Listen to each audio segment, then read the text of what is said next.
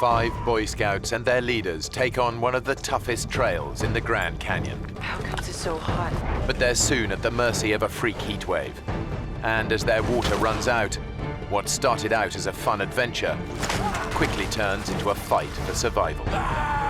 3 15-year-old boys risk their lives in a desperate race to find water. Hurry!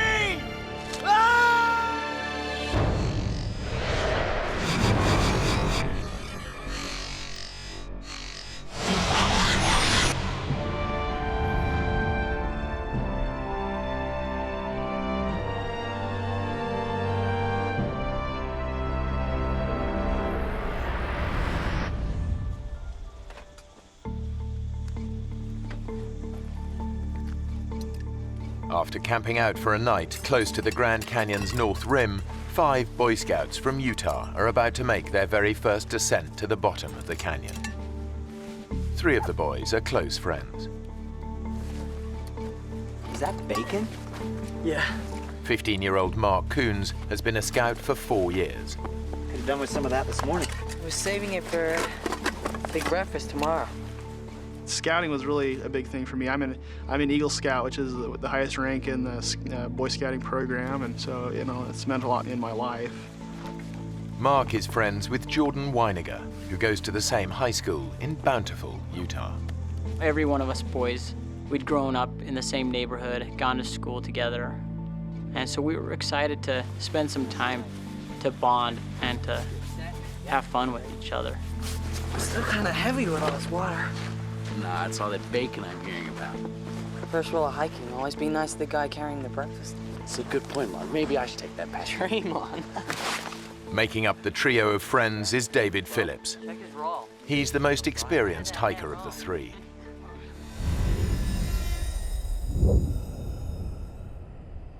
It's June, and the day is shaping up to be blisteringly hot. The leaders are following the first rule of Grand Canyon hiking. Take water and plenty of it. Okay, boys, don't leave anything behind. It's a real deal today. We're going over the rim. Guy Davis is the Scouts leader. Most of the boys that went, I knew very well. They were about as high as kites. They were excited for the experience.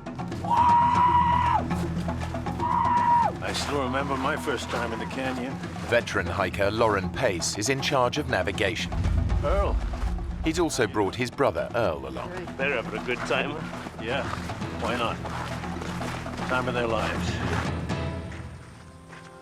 After a couple of hours hiking, the boys reach the canyon's north rim. When you walk around that corner and you see a huge panoramic view of cliffs, that go a mile down, there's nothing like it.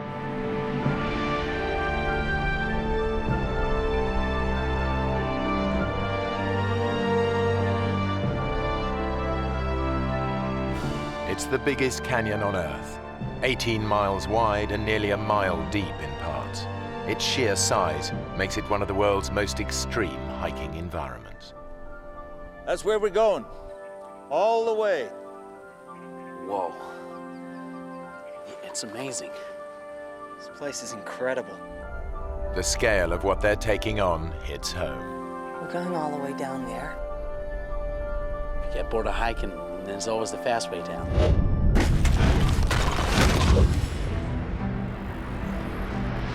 The group have already hiked 3 hours to their first night's camp. Now they'll make their descent, following the unmarked Little Nankoweap Creek bed. It's a tough hike with steep descents that drops 4,000 feet down to the Colorado River. There they'll fill up on water and take an easier route back up. The whole trip should take around 7 days.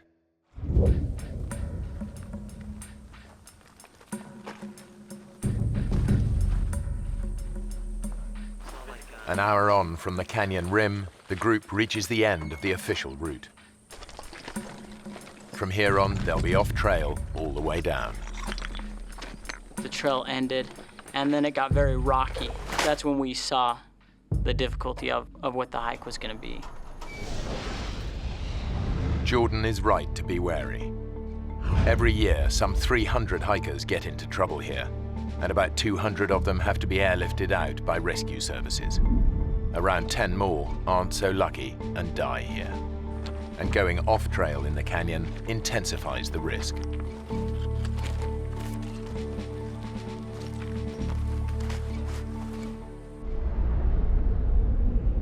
Yep, this is it, fellas. The big chute. The chute is a rocky gully over a mile long, an extreme descent over boulders, loose rock and gravel. Jordan immediately sees how tough this will be. It was turning into a hike that, was getting a little more dangerous. They have no radio and they're out of mobile phone range. If anyone gets hurt, they're on their own. It was really steep.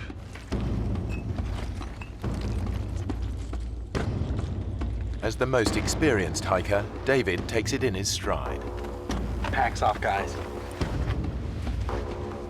Mark is a little more cautious. You'd have to climb down a big rock and hand packs down to other people. I got it.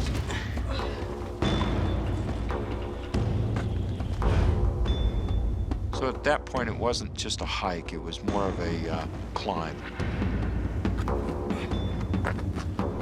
A section of loose shale makes the going even tougher. If you did put your foot wrong or something, you definitely could take a nasty fall, maybe not stop until you go all the way down to the bottom of the Grand Canyon. After an hour of hot and exhausting scrambling, even Scout leader Guy is struggling.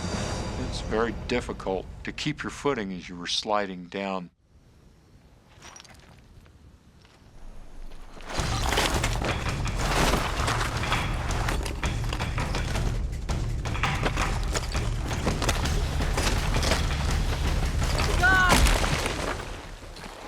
God, you okay?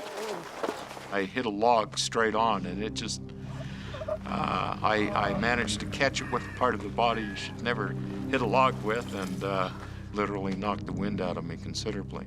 You okay to stand? Well, let me take this pack. On 3, 2, 3. Careful. It's a lucky escape. It could have been much worse. 2 hours after starting down the chute, the exhausted group reaches the bottom. They've descended over 1,000 feet. Now, there's no going back.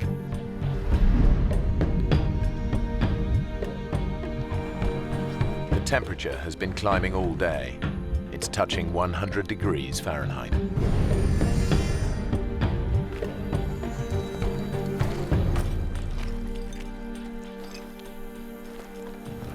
How comes it's so hot? It's gotta be a freak thing. It'll be cooler tomorrow. In fact, a freak heat wave has hit the canyon. The temperature's heading for 108 degrees, much hotter than anyone expected. Lauren had been the year before, and it was hot, but not 110 degrees hot, not cook you alive hot. We had anticipated that the temperature would be in the 90s. 90-degree weather would have been bad enough. And the route down offers no protection from the ferocious sun. This is when we realized that we don't have any shade. We're not going to have any shade from now on. There's nowhere to hide. It's constantly beating down on you. That's just draining us and dehydrating us. Just a day into the hike, things are beginning to go badly wrong. We were alarmed that we were going through the water as fast as we were. In the searing heat, they've already gone through 3/4 of their water. The only place they're going to get more is the Colorado River. But it's over 2,000 feet down, and they're still a day and a half's hard hiking away. In this heat, they'll run out long before they get there.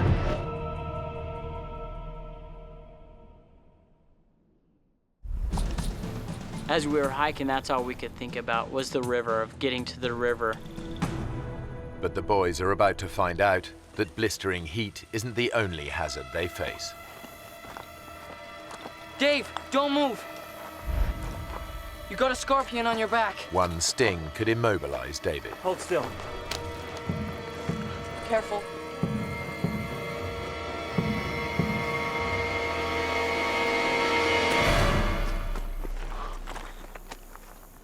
You think it could kill you? I don't know. I don't really want to find out. It's a reminder of just how hostile the canyon is. As well as scorpions, there are thousands of rattlesnakes. Stepping on one would be all too easy.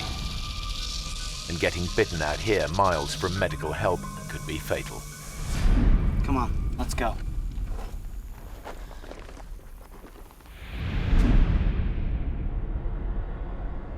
That afternoon, the temperature tops 108 degrees. By 7 that evening, they've had enough. Okay, guys, this is it for the night. We were really exhausted. We were just grateful to be off of our feet. We were grateful to have the sun down off of us. David does his best to keep his friends' morale up. Hey, guys! Guys, come here. You can see the river. It's miles away, Dave. When I first saw the river, all I could think was, that is still very, very far away. So it was really worrisome to me that it was so hot and then I was running low on water. Just think about running in that river and drinking pints of icy water. A couple of hours in the morning and we'll be there.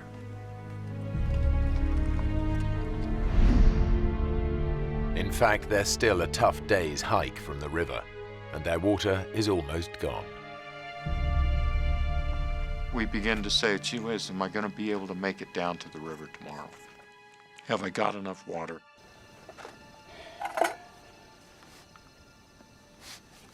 Their obsession with every drop of water is becoming overwhelming. Hey, Jordan. Don't let it boil. It's a waste. Just gonna heat it a little.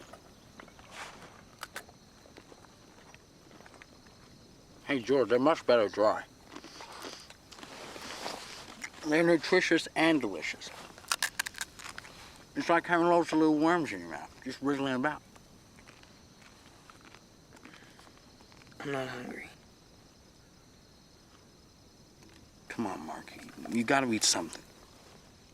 I thought it was odd that I wasn't hungry after all that work all day. I don't know if that's some kind of side effect of dehydration or not.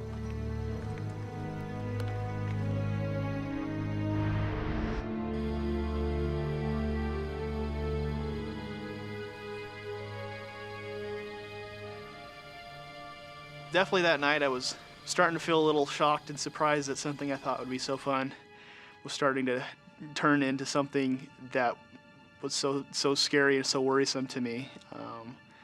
And I felt like I had started to lose control of the situation that I was in. Dave,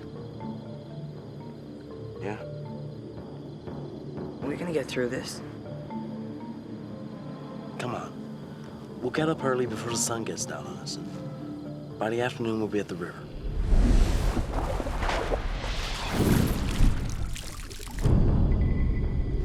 I'm gonna stay there all afternoon. Before sunup. That's when we need to get going.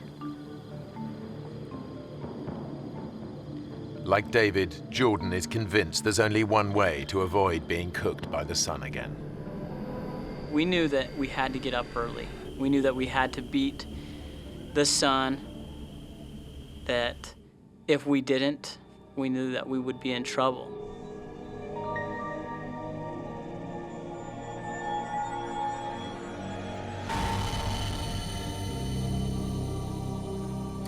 But by the time the exhausted group is ready to go, the day is already blisteringly hot. I know that when we did begin hiking, I don't remember what time it was, but the sun was on us. It was hot.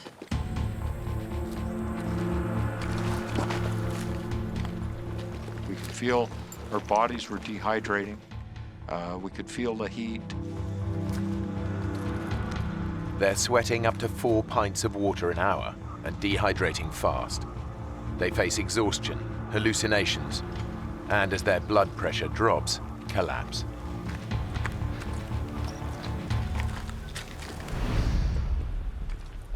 Just before noon, they face yet another ordeal.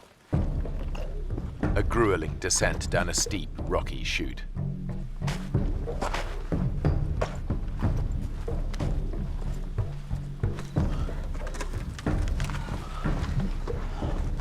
The few hours the boys hoped it would take to reach the river have long passed, and they're not even close.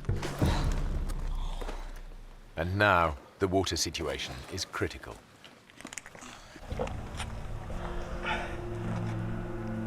Is that it? You? Not a drop. David shared a lot of his water. Who wants it? He gave the most of his water to anybody. Go on, Jordan.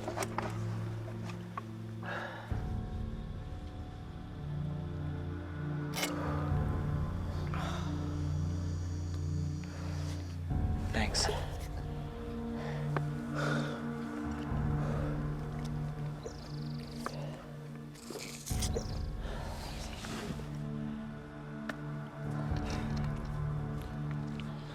That's it. Their life-saving water has gone, and they're still a good half day from the river. I knew that we were out of water. I knew that, if we fooled around or wasted our time, I knew that we would run into trouble. Come on. Let's get to the river.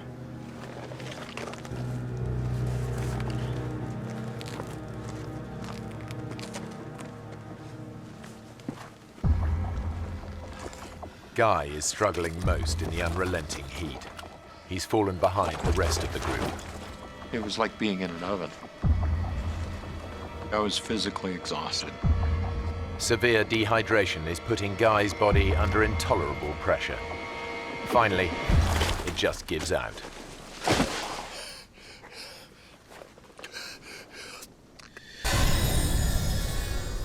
If you take a deep breath, that sensation that you have when you can feel the oxygen going through your body, I couldn't do that. The best I could do is reach a shallow breath, basically.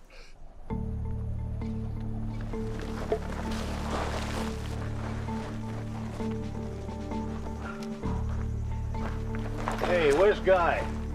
By the time the group realize he's not with them, they're hundreds of feet further down the chute. Guy! I need some help up here! Can't you get down? I can't! I gotta take a break! At that point, I began to really question whether I'd ever make it down to the river. We need to keep going. Look, we can't just leave him. There's some shade here. We'll sit in the shade and wait for him to catch up. We can't leave him behind. But Jordan thinks that waiting for Guy could be a fatal mistake. If we don't go now, we're all gonna die. I'm not just gonna sit here and wait and die. When Lauren said we needed to wait for Guy, I was mad. I knew that if we didn't leave, that we would die. What he needs is water. Let's get down to the river and get him some. Come on. It's a tough call. If they leave Guy behind, he could die, but waiting for him to catch up could kill them all.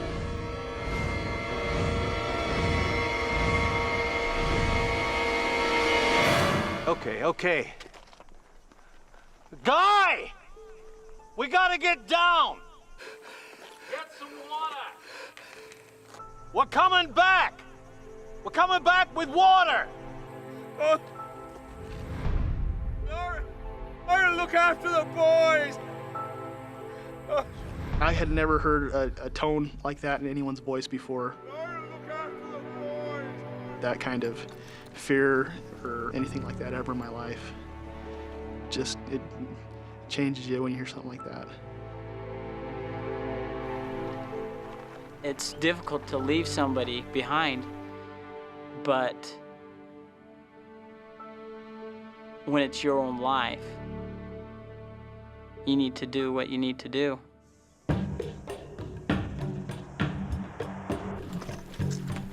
2 hours later, the whole group is desperate for water. Anybody got any water left? No, I'm out. Then Lauren remembers something that might just save their lives. Hey, wait a minute. Wait a minute. There's a creek runs up there. Half a mile along the ridge. There was water in that creek last June. I'll go. Give me some canister. See trees along the creek bank, okay? In these conditions, the extra hour of hiking puts a huge strain on David's dehydrated body. But if he finds water, it'll be worth it.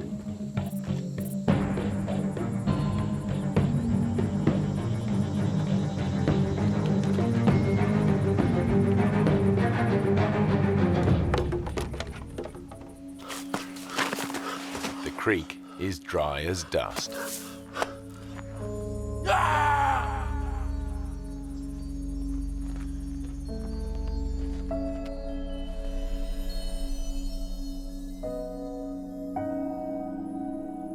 Hey, Mark. Mark, wake up. Wake up. There was nothing there. Just an empty riverbed. It was very difficult. We had no idea where water was, how we were going to get there, when we'd get there, or how much longer we'd last.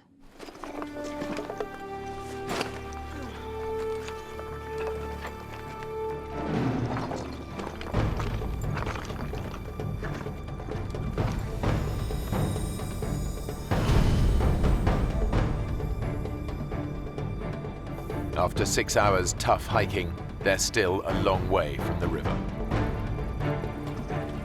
The temperature has climbed to a searing 112 degrees Fahrenheit. Dehydration and exhaustion are taking their toll. Our bodies became weak very fast. Our pace that we were walking slowed down extremely.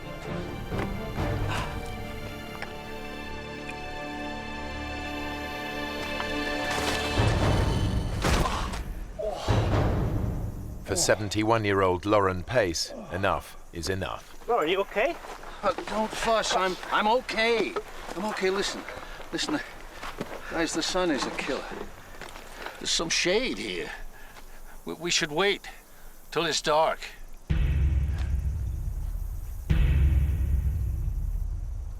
Lauren reckons that hiking at night will be less strain on their dehydrated bodies. But the boys think that if they stay here, it could be the last thing they ever do. There's no easy answer. There was a feeling among the boys that if we stayed there, that we would die, and it was urgent, not something that we could just sit around and wait for. It's hours till sunset. We stay here till night, we're all dead. Well, Lauren knows where to go. Right, so he can tell us where to go. Come on. You want to just sit here, or do you want to do something? Let's do it. Mark? Okay. Going against their leader's advice is a big decision for the boys. Lauren, we need to go on. You shouldn't travel in this heat. We're going. When we left Lauren and Earl under that rock in the shade, it didn't feel like even a decision at all. It was more like, we have to. Armed with directions, the boys head out. They're determined to reach the river and bring water back for the others.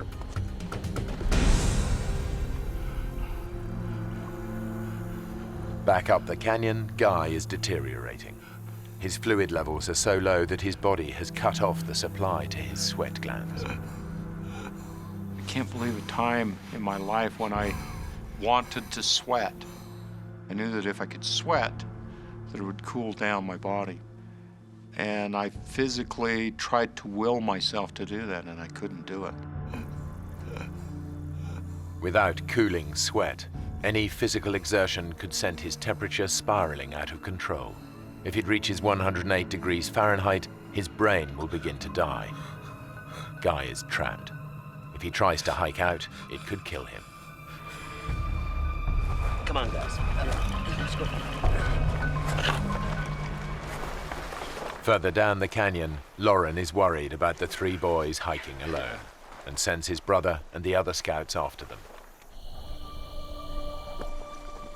But the three boys are making good progress, and they're now way ahead. They're less than a mile from the river. They just need to make the final descent.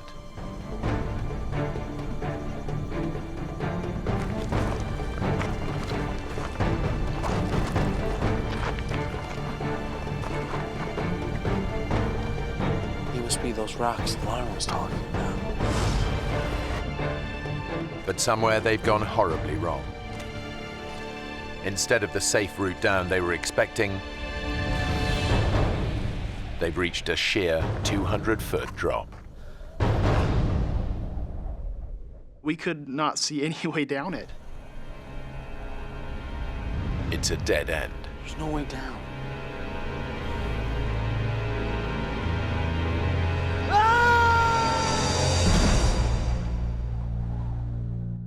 Their water has run out, their leader has collapsed, and the three 15-year-old boys are on their own. Their desperate bid to reach the Colorado River is over. It's the final straw. They've run into a dead end, a sheer 200-foot drop. What do we do? I don't know, Mark. Nothing, I guess.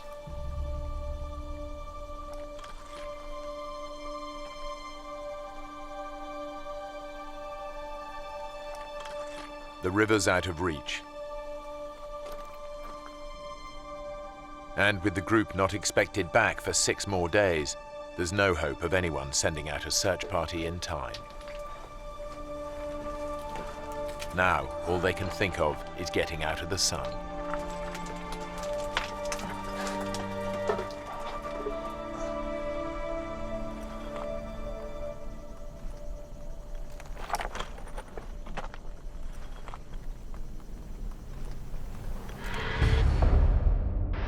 Back up the canyon, Scout leader Guy is also losing hope. Out of sheer desperation, he comes up with a plan to make himself visible to any passing planes. As I laid there, I knew that it would be hard for someone to see me because I was down below the level. I took out a emergency blanket.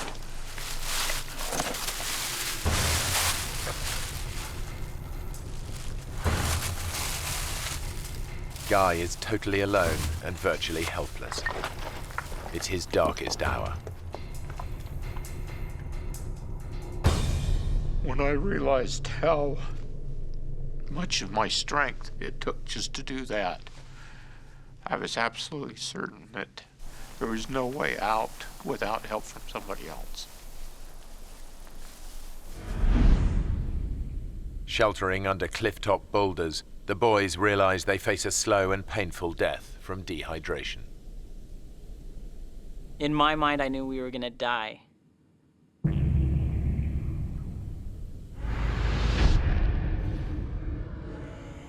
You're weak, your body hurts and aches, you have headaches. I just remember not knowing if I'd ever get up from that position. I remember that could be the last place I'd be, is under that rock.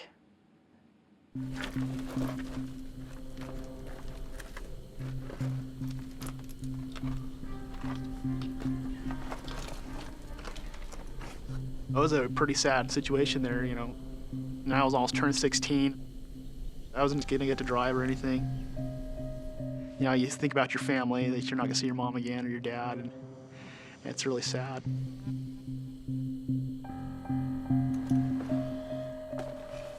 Even David, the optimist of the group, is struggling to see a way out. I'd asked David a couple times by now, David, do you think that we're gonna make it? Are we gonna die? We are gonna make it, aren't we? And most of the time he'd be like, oh, Mark, of course we're gonna make it. You're fine, don't worry about it, okay? I think we might die here. This was the first time I heard David say, You know, Mark, I think we might. I think we might die.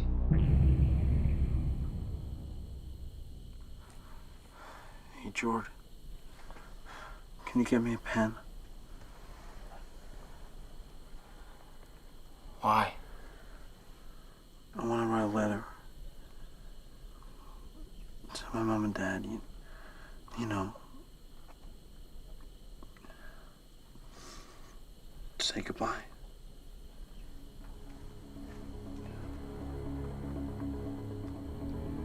Don't be stupid, Dave.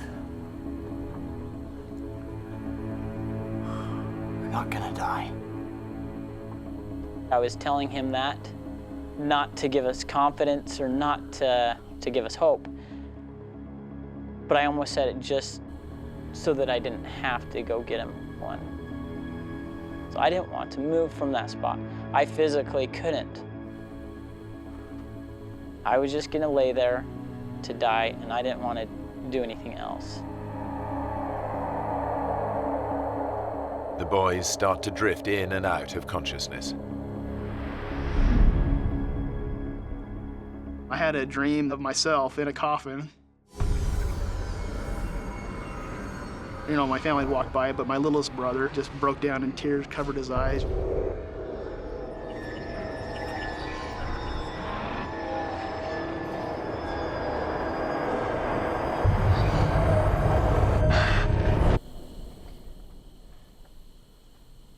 I woke up, and I was like, I don't want to die.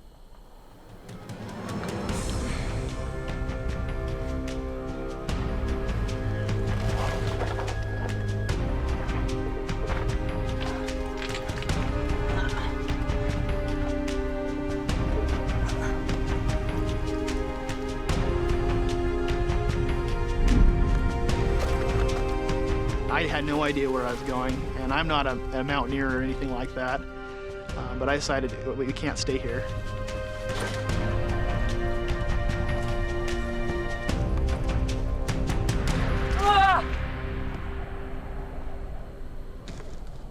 I took my backpack and I chucked it off the cliff, you know, so I hoped that I was going to make it down to pick it up again. Mark threw his backpack over and said, you know, this is what we need to do. Trying to climb down the sheer cliff in his weakened state is near suicidal. But Mark's made his mind up.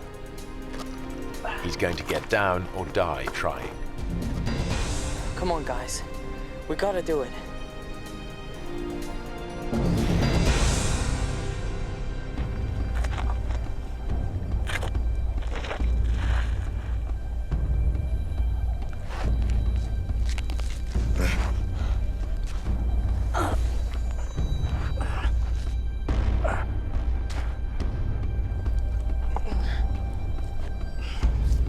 Even for experienced climbers, this would be a dangerous descent. But Mark has no ropes and has never rock climbed in his life.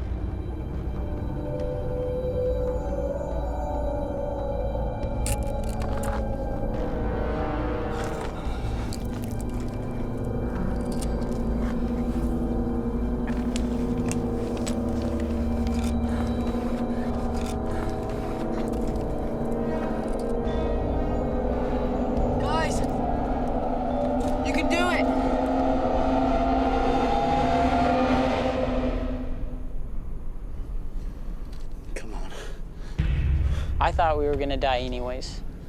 To me, death was gonna happen.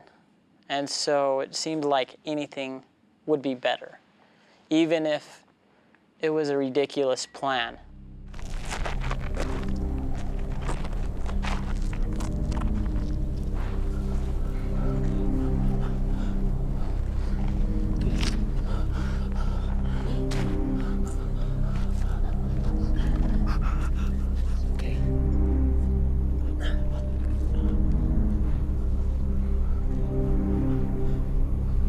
Hey, Dave. How are we gonna get back up this? To the others.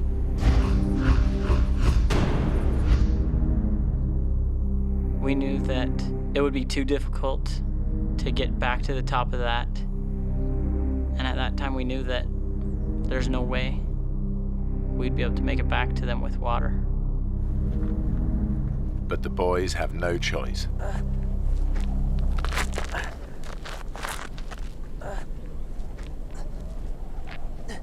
We climbed down that cliff, which was very frightening to me, because I knew that if any of us fell, we would die.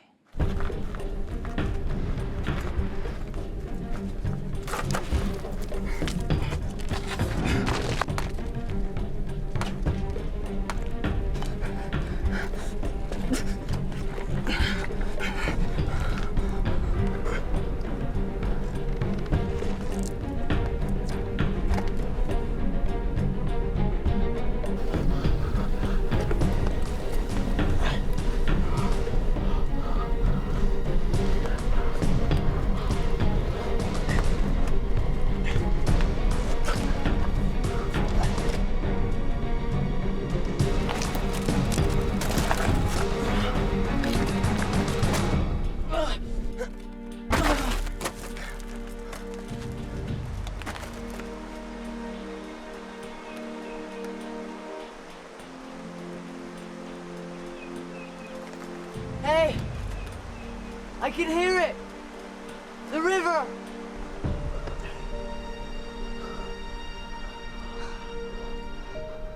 You okay, Dave?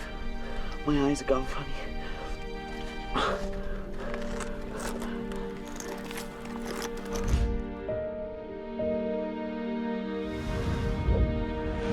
It's a terrifying climb, but David and Jordan finally make it down as well.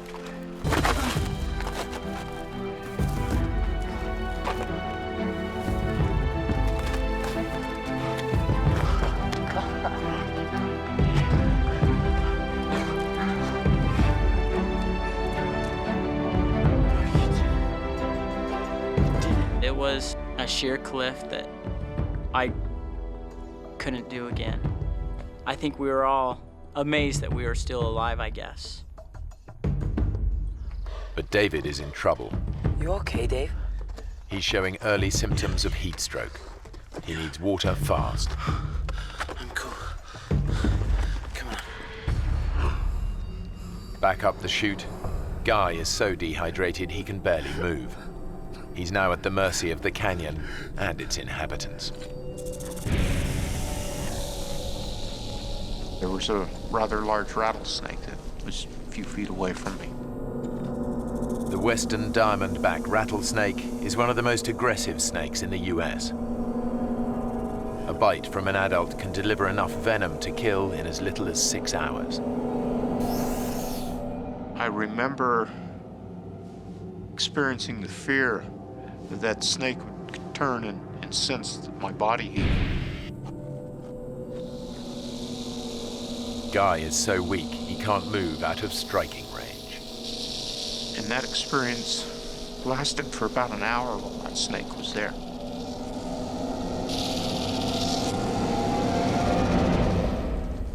At last, the snake moves away.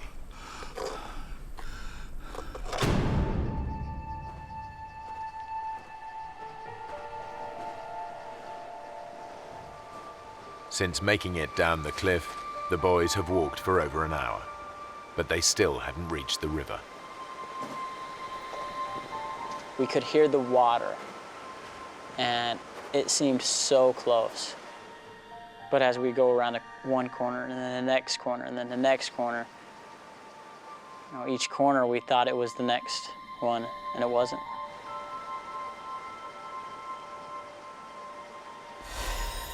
I just remember how bad we wanted the water. Our tongues were like a rock wrapped with sandpaper. The pain of it was just excruciating.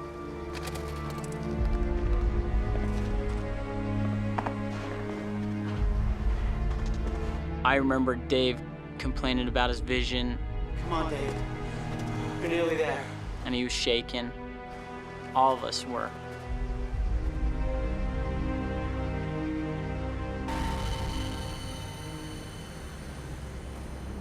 We got to an area where there was a tree that had fallen.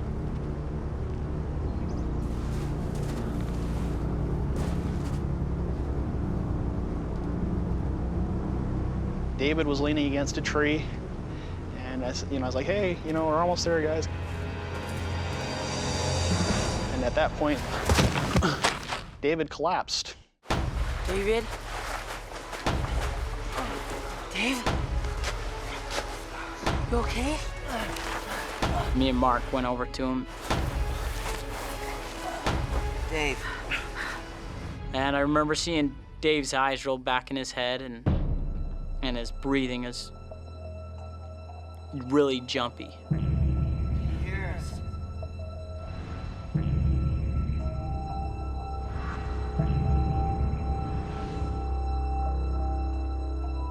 And I just knew that we were in trouble. The three boys are in a remote part of the canyon, and dehydration has finally made 15-year-old David collapse with heat stroke. With little chance of help, the situation is desperate. Say something, David. I'd taken first aid merit badge, as a scout. David? They train you for extreme situations like this. I knew it was very serious. Hey, Jordan. You guys get to the river.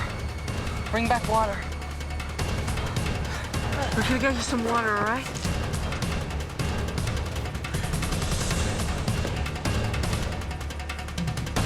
And as I went around the first corner, I could see the water, and it was about 100 yards away.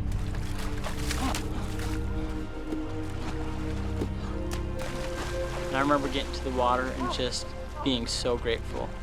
I just knew I needed a drink. I wanted it so bad.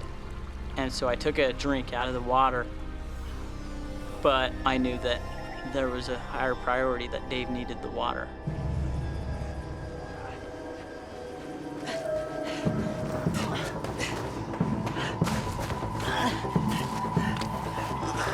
Why isn't he swallowing it? Pour it on him. So the next thing we could think to do was to pour it on him to cool him off. Come on, man. I'm out. I'll go. Hurry, okay? Hurry! I got to the river, and I took my bottles and I was filling them up and drinking a little bit. And when I pulled up the water bottle,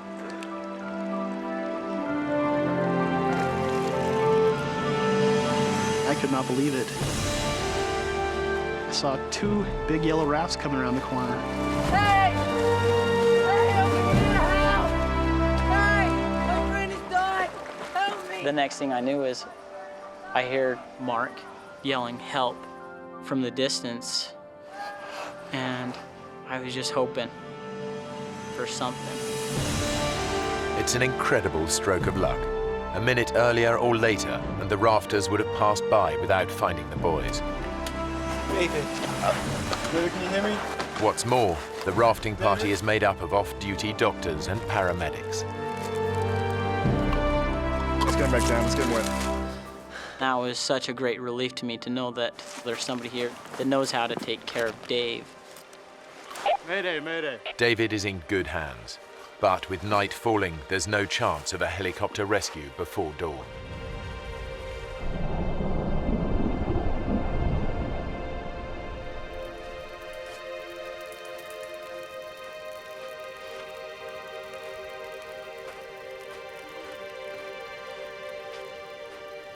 Seemed forever that they were working on him, not knowing if he's gonna make it, not knowing if he'll die. He's still hypothermic.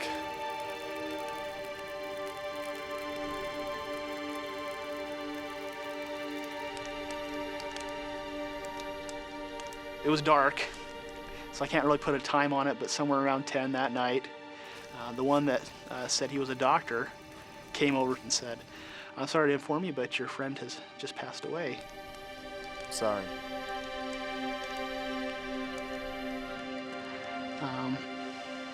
And it was a hard experience.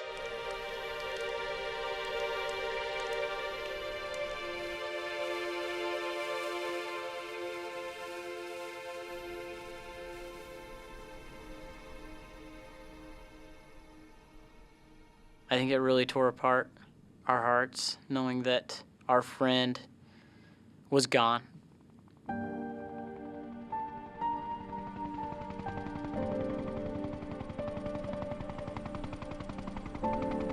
By the time rescue helicopters arrive the next morning, Earl and the other boys have made it down to the river. Thanks to his emergency blanket, Guy was quickly located, while Lauren was finally found wandering alone in the canyon. They're all devastated by the news of David's death. It's so weird, and it changes your perspective on death when someone you know and someone you've seen and been with an hour before, or a couple hours before, and was vibrant and wonderful and happy, and then he's gone. 10 years on, Jordan is a policeman in Utah, and Mark is training to be a dentist. They're still good friends. Neither of them will ever forget David Phillips, and both men stay in touch with David's family.